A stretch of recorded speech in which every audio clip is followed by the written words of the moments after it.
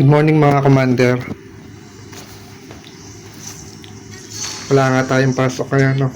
Pero bago lahat, no, shoutout muna kay John Paul Paho, Josian Sopesa, Cyril, Jamil Kasundig, Justin Moklan. Thank you sa mga new followers ko, no. Follow lang kayo guys. Ngayon nga pag-uusapan natin kung paano gagamitin si Harley sa mga mythic, no, o sa high rank. Dito guys, babalagbagin natin, no. Wala na natin. So, Harley, na buff siya, no? Sa 2-1 mo na makukuha yung 5 gold cost 0. So, ang gagawin nyo dito, guys, no? Yung scavenger, i-reserve nyo. Tapos, sa power card, no? Pipili kayo ng power card. Guys, huwag nyo gagamitin yung Harley's power. Kasi, last option nyo na yan. I-refresh nyo pa rin, no?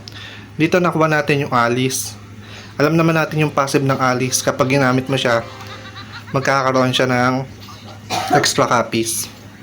Para magiging dalawa agad. So, meron ka na agad 3 extra copies. Yung sa Harley kasi, kapag ginamit po, 2 lang yung makuha mo. So, best pa rin yung Alice power, no? Tapos dito, hindi ako naglatag ng hero sa board. Kasi, ang goal natin, makaipon tayo ng 20 gold. No? Swerte natin dito, wala tayo nakakatapat kasi napapanood yata yung mga videos natin, no? Kung paano mangbalagbag ng mga mythical. So, nakaipon ako ng 20 gold, nag-reserve ako ng heroes. Ang crucial lang naman dito, starting point ng Harley. No, kung paano nyo gagamitin si Harley. So, ang tip ko sa inyo, ipon kayo ng 20 gold. Tapos, kapag nakaipon na kayong 20 gold, ayan, sorte natin, napop-up natin sa scavenger, no? Dito gagamitin na natin yung passive ni Harley. Dapat guys, makuha nyo yan 5 yan. Pero ang ginawa ko guys, kukunin ko siya, ayan, 20 gold. Meron pa akong 20 gold dito guys, ha. Tignan nyo mabuti, no? Meron pa akong 20 gold. Tapos yung 3 heroes, kukunin ko yan sa pag mag-e-end na yung time, para nakuha ko ng interest dun sa 20 gold. Kasi kung binili ko yung 3 yan, wala na akong gold guys. Wala nang interest yun. Panoorin nyo.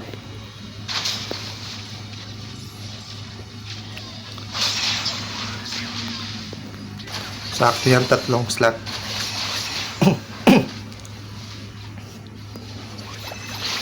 Yan. Dito, hinihintay ko na lang matapos yung laban ni Kenji sa Kanisugu. Meron akong 23 gold. Binenta ko na yung 2, kinuha ko si Alice para 2 na lang. Ayun guys, tignan nyo, diba? Balagbag, may 20 gold tayo, no?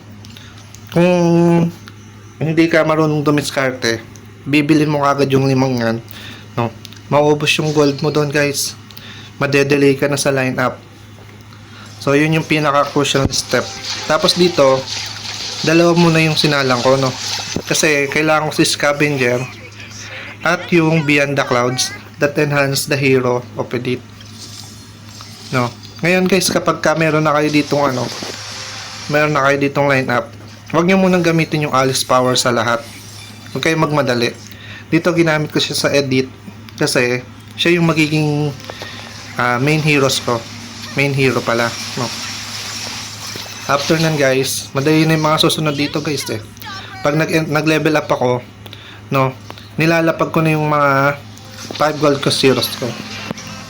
Walang tapon dito guys, walang tapon sa Harley, no? Lahat ng 5 gold cost hero gamitin nyo.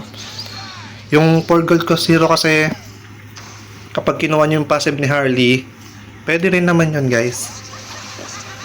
Tuturo ko sa next tutorial kung paano gagamitin yung 4 gold cost hero na effective.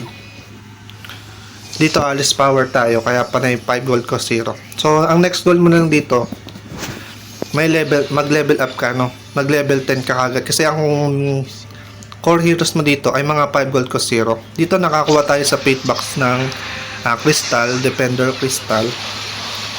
Nilagay ko sa ruby. Tapos, meron na akong main tank, no? Yung ruby, saka edit, may core heroes na ako, no? Mahirapan na silang lusawin yan. Kasi, imagine, no? Meron kang 5 gold cost hero sa early round. So, napaka-advantage ni Harley. Ang nagiging disadvantage na lang, kapag di kayo marunong mag-ipon ng gold. Ito. Pag nagpaubos ka agad kayo nito, kakalimbawa, ginamit nyo agad sa level 1. No, ng Harley's Power. Wala na kayo kung on gold, madedelay na kayo sa leveling.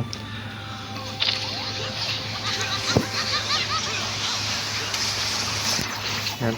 Tapos level 9 na tayo guys, no. Ipon pa rin ako ng gold.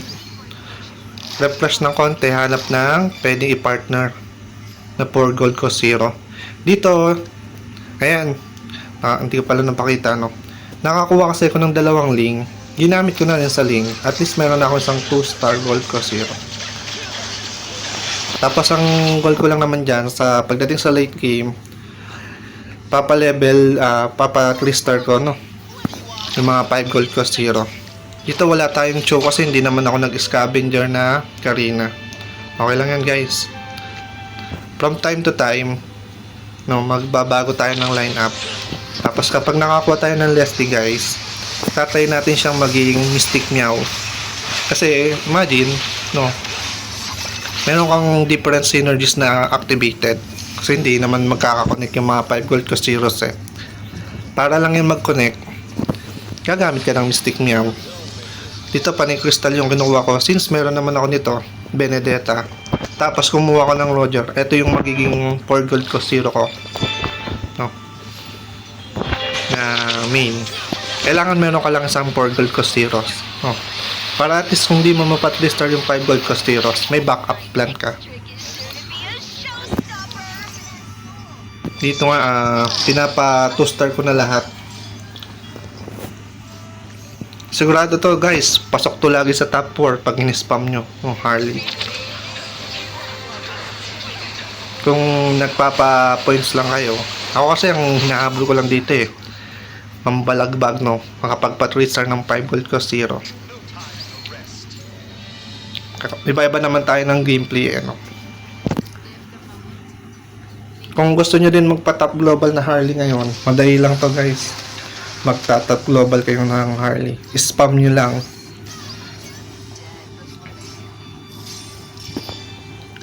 Lang mga commander, no.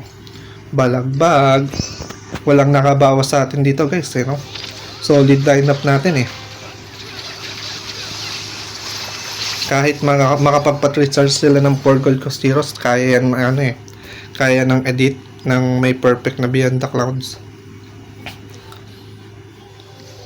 Okay lang naman kung makapagpa-3-star sila ng 4 gold cost.